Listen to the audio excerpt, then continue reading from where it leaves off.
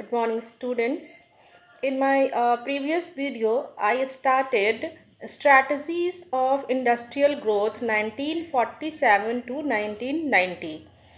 In this chapter, I covered two topics. That is, first one is importance of industry, and second one is role of public sector in industrial development of India, or direct participation of state in industrial development of India. Before proceeding this chapter, again I would like to revise few important points related to importance of industry. What is the importance of industry? Students, industry play an important role in context of growth and development of a country. Industry is the epicenter of economic growth. Industry serve as the epicenter of economic growth because industry starts replacing agriculture in as the engine of growth. This is because, unlike agriculture, industry produce a wide range of goods and services that consumers would like to consume as their income rises. So, on the basis of this, we can say that industry is the epicenter of economic growth. Second is industry provide employment opportunity. Industry is an important source of employment because for development of industrial sector there are needs of lots of labor forces or working population, and as you know there are surplus labor or excess labor in agriculture sector. These excess labor or surplus labor or working population can be adjusted in industrial sector. One more importance of industry is industry is the source of mechanized means of farming. Industry provide machines which are used in agriculture like harvester, tractors, and threshers. Next is the industry imparts dynamism to growth process. Industry impart dynamism to growth process. Industrialization has added new dimension of human life. It has generated a wave of consumerism.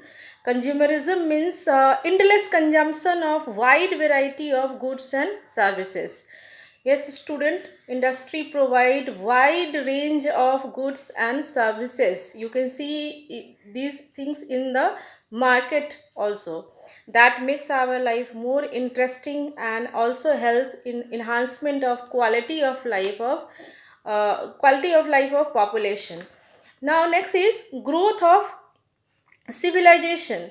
Now you have find that in urban area civilization here means urbanization, and urbanization has led to growth of civilization. People become conscious of their quality of life. They work hard to achieve higher level of education and skill. Culturally diverse society are getting closer to each other, and the world economies are merging into global economy. Now it is global economies work as a global village. Now next is importance of industry in infrastructural growth. Industrialization has led to infrastructural growth in the economy. Industry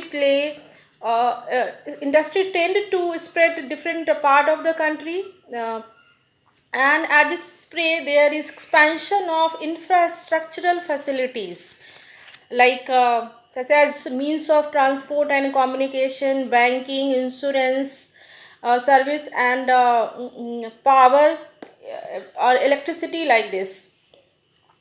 In fact, both industrial growth and infrastructural growth are interlinked. The growth of one creates the growth of the other. Though the infrastructural growth and industrial growth are interlinked to each other. Now, we can say that yes, industrialization is absolute necessary for the development of any country, implying the growth occurs as and when industrialization spreads. It is the fact that most developed countries of the world are industrialized countries. If you find that most developed countries, the few countries in the world are considered developed country, uh, they have achieved this development only on the basis of industrialization of their economy. So these are the importance of industry. I hope you must have understand this, and this topic I have already discussed in my previous class. One more thing, that is what is the role of public sector. Public sector means what is the role of government. What is public sector? I already discussed. You must be knowing public sector is the sector which is managed and controlled by the government. So what is the role of public sector in the development of industry in India? Students, at the time of independence, the varieties of industries was very limited in our country. Only cotton and textile industry and jute industries were mostly developed in India. There were only two well-known, well-managed iron and steel industry. One in Jamshedpur, that is TISCO, Tata Iron and Steel Corporation, and other in Kolkata. So there was a strong need to expand the industrial base with the variety of industries. As I discussed that what is the importance of industry, that's why there is need of development of industry. And at the time of independence, it was realized by the planners and policy makers, the leaders, politicians, that industry should be there should be more focus on the industry. At the time of independence, the big question facing the policy makers was to decide the role of government and the private sector in industrial development. There was a need for a leading role of public sector in the developmental industrial development process, because at the time of independence, private entrepreneurs did not have the capital means money, to undertake investment in industrial venture, because industry required, for development of industry or establishment of industry, required lots of amount of capital. And at the time of independence, only Tatas and Birlas were the only well-known private entrepreneurs. As a result, government had to make industrial investment through public sector undertaking. Next is, the Indian market was not big enough to encourage private industrialists to undertake major projects. Even if they had capital to do so, if private sector had capital to do so, but they were not motivated to invest in the market because of the limited size of the market. There was low level of demand for the industrial goods. Private investors were not interested to invest in the economy, though they have little money, but in spite of this, they were not interested to invest in the economy because they knew that demand is very limited. And as you know that the main motive of the private sector is to earn more and more profit. That's why they were not encouraged to motivated to invest in the Indian market. Next was the why the role of public government is more important in the developmental industrial development strategy is, one more thing is, the objective of the government was the equity and social welfare.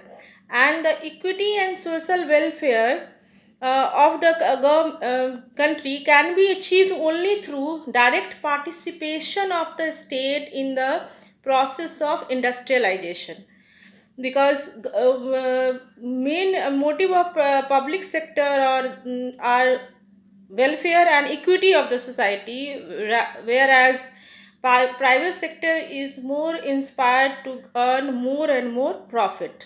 So the government objective, in the chapter of planning you have also studied that in every planning the one more thing is common, that is equity and social welfare, and this objective can only be achieved through the direct participation of the state in industry.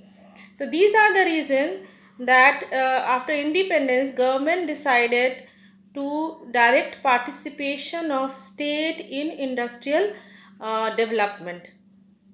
For development of industry, government made a resolution in 1956, that is famously known as Industrial Policy Resolution 1956 or IPR 1956.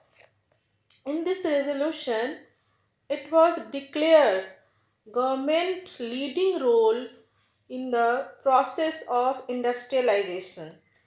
This resolution led a roadmap of the second 5-year plan. Also, it was a milestone of achieving growth and social justice. In this resolution, three principal elements were taken into the consideration, means three major policies were started by the government. The first one was threefold classification of industries.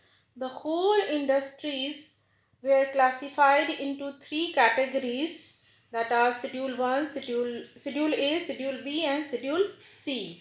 Second step was industrial licensing, and the third was industrial concession. Uh, Principal elements of Industrial Policy Resolution 1956. Uh, the first principle is threefold classification. Threefold classification. Threefold classification of industries.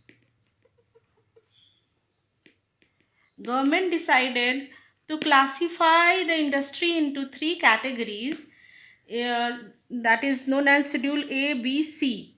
In Schedule A,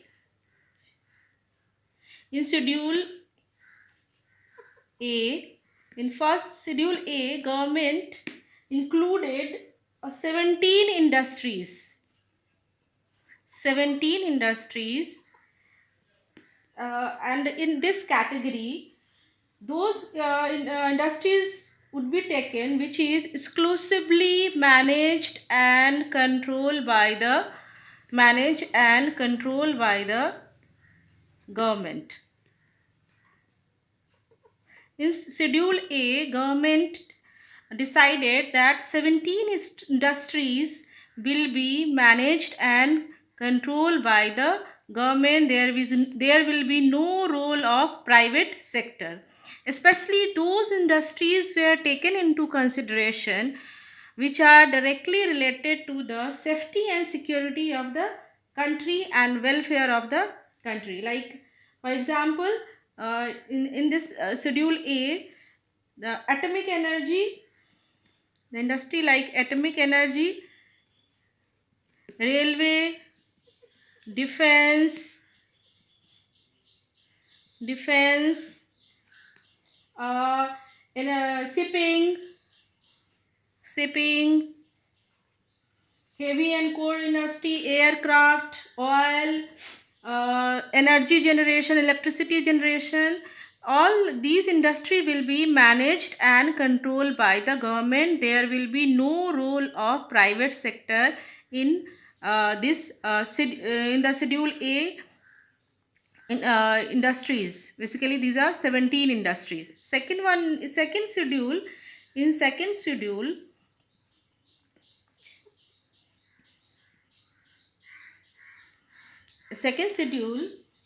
that is Schedule B. In Schedule B, 12 industries were taken into consideration, and those which could be established both by these industries, run by both private sector as well as and public sector enterprises. Public sector enterprises. Government decided that 12 industries will run by both public sector and private sector.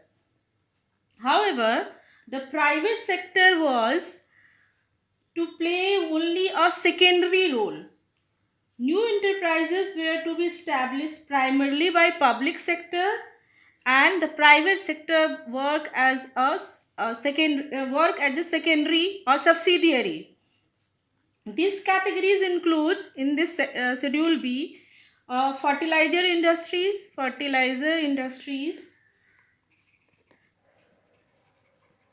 and mining industries. Mining industries are taken into the consideration. Next one is Schedule C. Schedule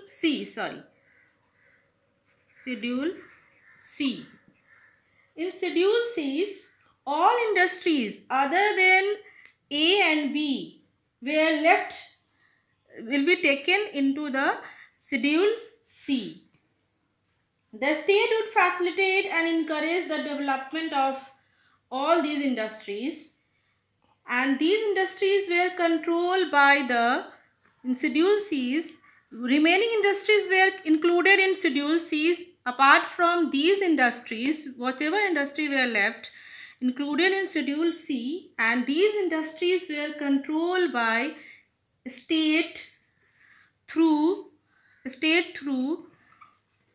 system of license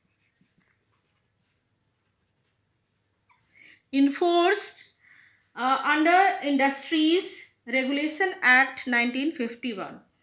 So the threefold classification of industry: Schedule A, all the industries were classified into three category. One is Schedule A, Schedule B, Schedule C. In Schedule A, 17 industries, and all these industries is managed and controlled by the government. In 17 industries, those industries were taken into consideration which are directly related to the safety, security and welfare and equity of the country. In Schedule B, 12 industries were taken into consideration, and in 12 industry, both public sector and private sector were involved. And here public sector will be the will play main role, and private sector work as a subsidiary of public sector. In this schedule, fertilizer industry and mining industries were taken into consideration, and apart from these industry, whatever left came into the category of Schedule C. And this in Schedule C, these industries were controlled by state. These industries were controlled by state through a system of license. So through these threefold classification of industries were started by the government, and this is the first elements of Industrial Policy Resolution 1956. Second step is industrial licensing. Industrial licensing. In Industrial Policy Resolution 1956, first step was the threefold classification of industry. Government classify industry on the basis of ownership.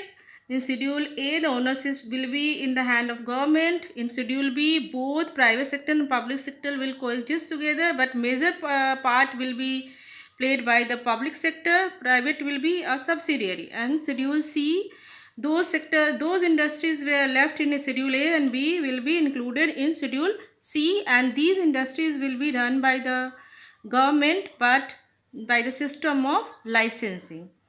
And the second, in this resolution, second step taken by the government, that is industrial licensing. And now in industrial licensing, what kind of provision were made, that I will discuss in my next video. Thank you.